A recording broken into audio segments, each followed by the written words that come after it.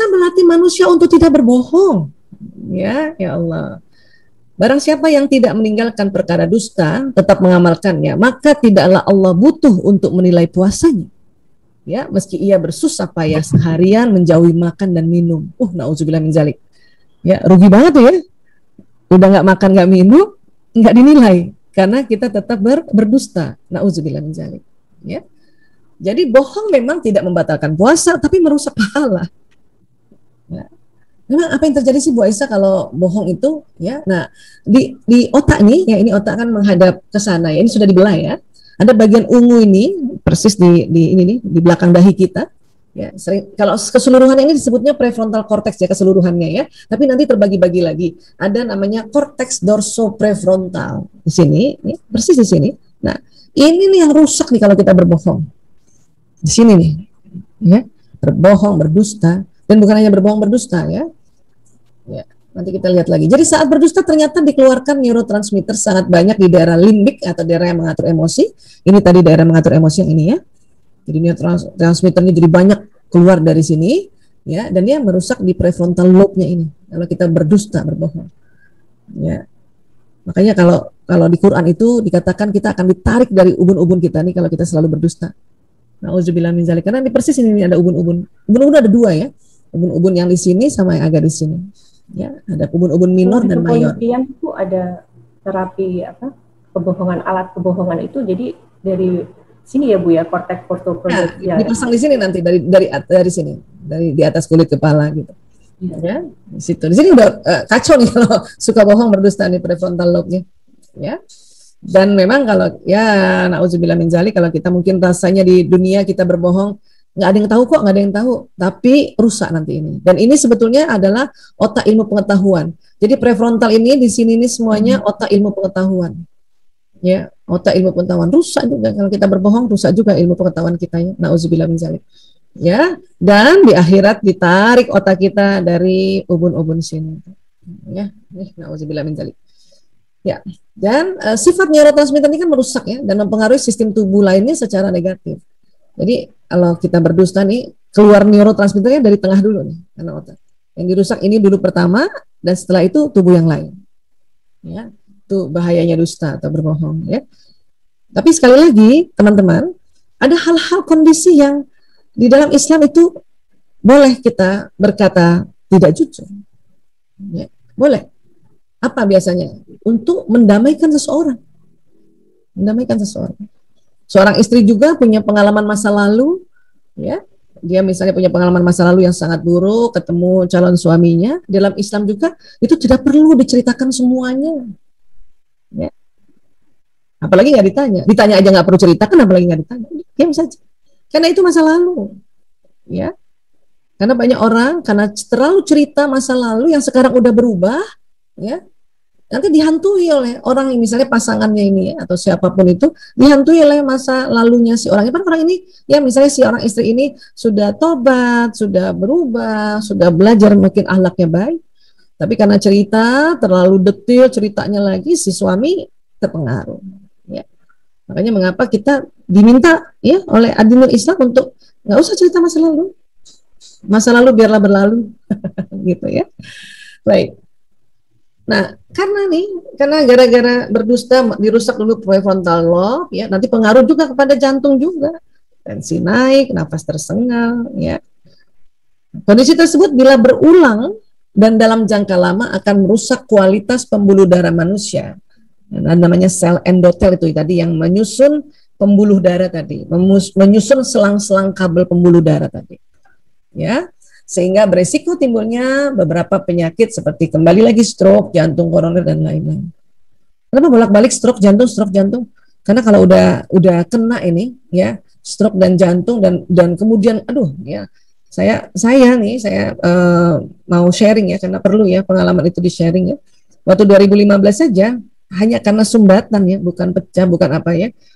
Karena itu tadi terlalu banyak ngurus narkoba bertahun-tahun 22 tahun ngurus narkoba, aduh masya Allah ya, mereka bukan anak yang mudah diatur, anak yang sudah dibantu pun kadang dia menikam kita dari belakang ya, kadang kita akhirnya yang pengurusnya ini akhirnya sakit juga gitu ya, itu nggak enak banget 3 bulan duduk di kursi roda nggak, yang biasanya lincah mau ke sana ke sini, mau ngambil sesuatu aja nggak bisa. Ya Allah ya Rabb. Makanya mengapa kalau kita sudah punya juga penyakit hipertensi namanya, karena kita tidak tahu ya, kadang-kadang ini kan genetik dan kemudian kita baru belajar setelah terjadi gitu misalnya ya, disuruh tetap berobat, disuruh tetap minum obat, yang kena sakit jantung juga terus minum obat teratur. Kenapa? Karena yang ditakutkan itu tuh stroke tuh, karena hidup tapi kurang manfaatnya.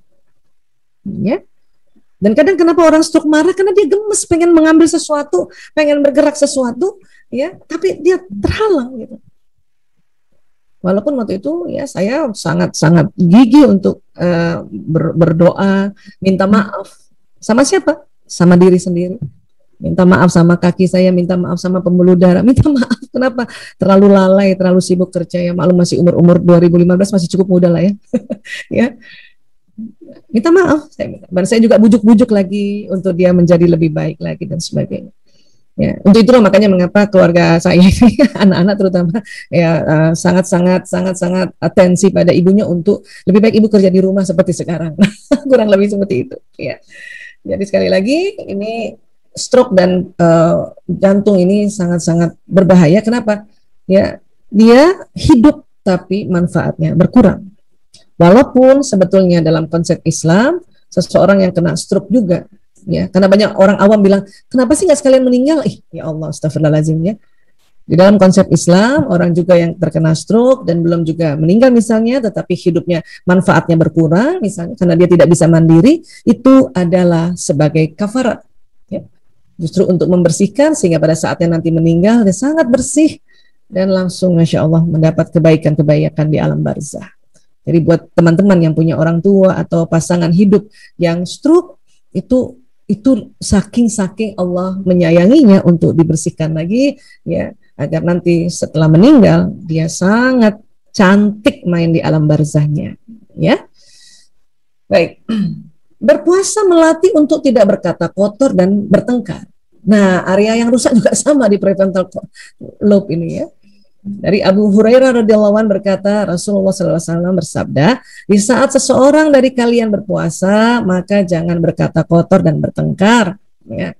Jika ada seseorang memakinya atau memukulnya, maka hendaklah ia mengucapkan, sesungguhnya aku sedang berpuasa. Ya. Ini latihan banget ini 30 hari. Ya, latihan, ya. Diulang-ulang latihannya tiap tahun, Masya Allah. Ya. Kemudian apa lagi? Ya, senang menginfakkan harta, sedekah dan puasa ternyata meningkatkan stimulasi yang namanya nukleus accumbens. Ya. Nah, di sini juga ada pusat rasa bahagia. Selain tadi pituitary, ya, kelenjar pituitary kan ini nih. Di sini juga ada pusat rasa bahagia namanya nukleus accumbens. Kenapa orang pada saat menginfakkan hartanya, mensedekahkan, bahkan sedang puasa, itu kok dia bahagia? Itu di sini ada tambahan pusat rasa bahagia yang terstimulasi dengan ya perilaku-perilaku yang kita lakukan ini. Walaupun memang di luar Ramadan kita bisa saum memang Senin Kamis itu luar biasa banget, bisa menginfakkan dan mensedekahkan harta, tetapi di Ramadan itu sangat-sangat lagi kita mengeluarkannya itu dengan senang karena ya latihannya ini luar biasa. Karena dicontohkan oleh Rasulullah di Ramadan, Rasulullah itu sangat dermawan. Di luar Ramadan Rasulullah sangat dermawan, pas Ramadan sangat dermawan, very dermawan. Ya, maka kita yang mengidolakan Rasulullah SAW beserta keluarga dan sahabatnya, tentu juga harus seperti itu. Paling tidak di Ramadan melatih. Nanti kalau di Ramadan terlatih, di bulan berikutnya itu alhamdulillah akan terjadi sebuah habit. Ya, dan ada tambahan gembira nih dari sini. Ada 2 jadi sini dan sini, kan asik ya. Insya Allah. Pokoknya kalau teman-teman lagi kesel gitu ya, nggak tahu bagaimana caranya, mau ngomong sama teman nggak tahu, mau ketawa sendiri nggak enak, mau senyum-senyum sendiri nggak enak, udah langsung sedekah aja. Sekarang kan sedekah enak kan, nggak perlu keluar rumah ya, kita tinggal klik ya, tinggal pokoknya luar biasa deh. Ya. Nah, sholat malam, sholat tarawih ini bila ditinjau dari ilmu neuroscience juga menunjukkan hasil yang menakjubkan. Bila mana seseorang rajin sholat malam, maka akan dikeluarkan neurotransmitter yang menstimulus turunnya hormon kortisol. Tadi kortisol ini kan tadi tuh yang di anak ginjal tadi. Anak ginjal itu atau kelenjar adrenal kan tiga hormon tadi ya. Hormon stres tadi ya, adrenalin, kortisol dan norepinefrin. Ya. Adrenalin tadi sudah diturunkan lewat puasa, ya, lewat sholat malam, si kortisolnya diturunkan, ya. Sehingga daya tahan tubuh membaik dan pikiran lebih tenang dibanding yang tidak rajin sholat malam, ya, dan tentunya mendapat pahala yang melimpah, ya. Pahala itu kan keberuntungan. Ini baru satu saja dari jutaan keberuntungan kita sholat malam, Masya Allah, ya. Dari Abu Hurairah radhiyallahu anhu, dia berkata, Rasulullah SAW bersabda, barang siapa melakukan qiyam Ramadan, ya, ini salat malam pada bulan Ramadan, karena iman dan mengharap pahala dan ridha Allah, maka dosa-dosanya yang telah lalu akan diampuni, ya Allah. Kalau anak-anak lagi malas-malas tarawih gitu ya, kita inget-ingetin ini, nah, ayo naik tarawih yuk, ya. Kenapa Bu? Banyak keuntungannya. Nah, banyak banget. Ibu kalau cerita itu nggak cukup 2 jam keuntungan kita lakukan sholat malam, ya, dan dosa-dosa kita yang lalu diampuni, nak. Karena kalian sudah besar, Ibu nggak tahu gimana caranya bantuin ngampunin dosa-dosa yang lalu kalau nggak cuman ngajak untuk melakukan sholat ini, nak. Anak-anak senang juga kalau kita omong seperti itu. Yang penting nggak ngegas, yang penting juga nggak menghina mereka, nggak meremehkan mereka. Namanya juga latihan. Kita juga melatih anak-anak. One day dia akan auto sholat, ya, terutama auto sholat malam, ya, otomatis. Nah, kemudian ini yang paling depan ini di otak ini sering disebut lobus frontalis karena di front, ya, di sini. Ya, ada kanan, ada kiri. Nah, di sini ada ilmu pengetahuan di situ, pengalaman-pengalaman di situ, kebiasaan-kebiasaan juga di situ, ya. Apa yang terjadi sih Bu Aisyah di dalam itu tuh ada apa? Di dalam ini seluruh otak itu ada sel otak. Sel otak. Sel otak itu kayak apa sih Bu Aisyah? Sel otak itu, ini ujungnya sel otak ini ya, saya kasih lihat. Ya, ini satu ujungnya saja. Dan ujung seperti ini untuk satu neuron ada 20.000. Dan neuron kita 100 miliar. Satu neuron kerjanya kayak komputer yang tercanggih. Nah, kabel-kabel itu setiap ada informasi, apa yang diucapkan, apa yang dilihat, apa yang dirasakan, dan apa yang dilakukan, terjadi koneksi atau sambungan. Apa yang terjadi Bu Aisyah sambungannya itu? Ada istilahnya kalau teman-teman pernah dengar neurotransmitter, zat kimia. Jadi ada 2 istilah zat kimia ya, neurotransmitter dan hormon. Itu dua-duanya zat kimia. Nah, kalau neurotransmitter itu zat kimia yang di ujung-ujungnya saraf itu di otak kita dan di badan juga, yang kalau kita ada mendapat info, dia terkoneksi dengan saraf yang lainnya. Nah, jadi keluar dia gini. Kok kayak petir Bu Aisyah? Iya, saking cepatnya keluar itu maka terjadi peristiwa fisika di sini. Ada listriknya. Makanya kalau teman-teman pernah dengar seorang anak kalau kita bentak dan nanti otaknya sarafnya angus karena ini. Kalau kita membentak anak apa ya, membentak orang lain itu lebih dahsyat lagi listriknya keluarnya. Maka kadang yang sebelah sini nggak tahan, hangus gitu, ya. Kalau terlalu keras atau terlalu membentak keras atau nasihatin anak sambil ngegas yang bikin dia luka, maka ada istilahnya luka pada saat dia masih kecil atau luka pada pengasuhan kecil, ada istilahnya inner child. Ini sebenarnya yang terjadi. Ya, nah, sekarang saya mau cerita lagi tentang neurotransmitter ini dengan kaitannya apa? Ya, latihan di Ramadan ini. Ya, dalam 1 bulan antara 29 hari sampai 30 hari terjadi latihan-latihan yang berulang setiap tahunnya. Maka ada sambungan-sambungan neuron yang berulang setiap tahunnya di dalam otak kita. Ya. Nah, jadi kalau misalnya nih, saat seseorang dalam melaksanakan puasa selama sebulan, maka akan terjadi sambungan koneksi neuron, ya. Dan kalau misalnya tahun ini ya melaksanakan ibadahnya lebih bagus dari tahun lalu, dia ada membentuk rute baru lagi di otaknya. Ya. Nah, kalau dalam ilmu neuroscience terkenal dengan istilah plastisitas dan neurogenesis. Ya. Jadi di otak kita bagian merah ini, lobus frontalis ini, kan setiap tahun memang Ramadan.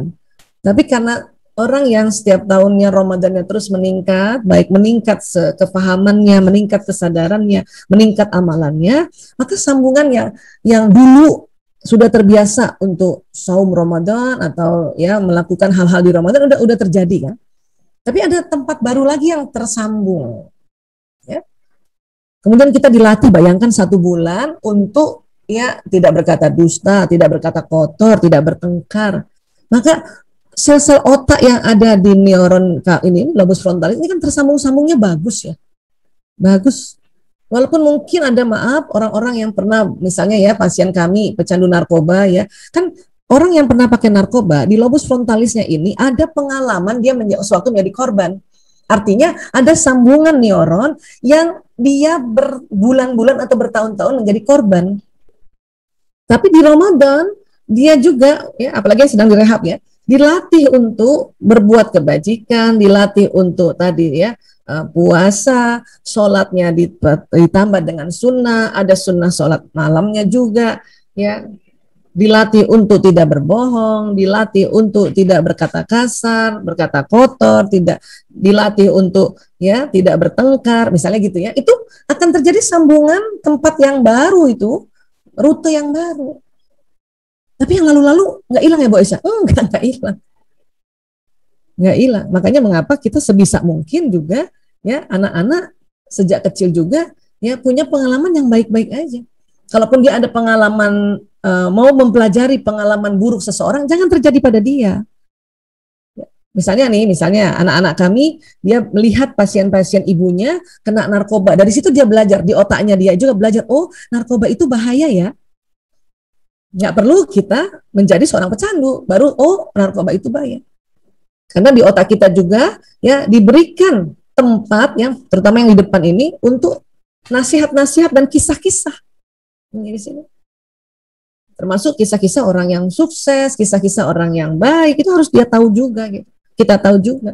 Di Ramadan ini ada waktu untuk kita mengulang kisah-kisahnya para nabi, kisah-kisahnya para rasul, wabil khusus Rasulullah SAW, kisahnya ummahat mukminin, ya Khadijah radhiyallahu anha, Aisyah, Fatimah dan sebagainya, kisah-kisahnya para sahabat. Itu supaya kita juga ada sambungannya, ini makin bagus di sini. Memangnya untuk apa Bu Aisyah sambungan-sambungan ini? Ya, ini nanti informasi yang di otak sini, ya ilmu-ilmu yang di sini dan kebiasaan-kebiasaan yang kita lakukan di dalam Ramadan, dia akan jalan di badan kita. Lewat mana Bu Aisyah? Lewat sistem saraf.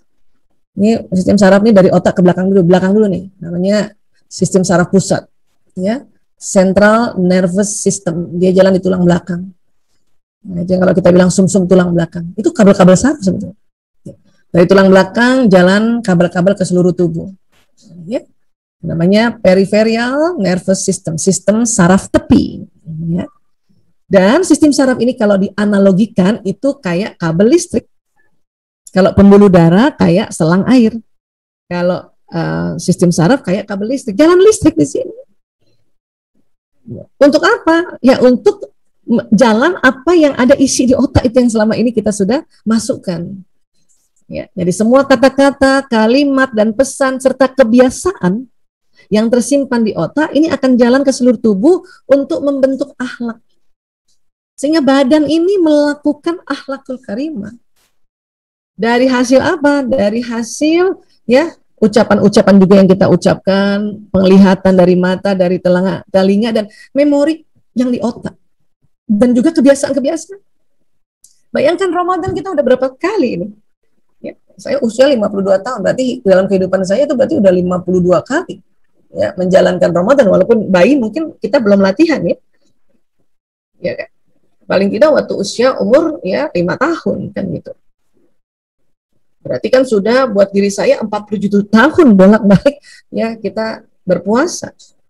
Maka itu kabel-kabel saraf di sini kan terbentuk insya Allah ya.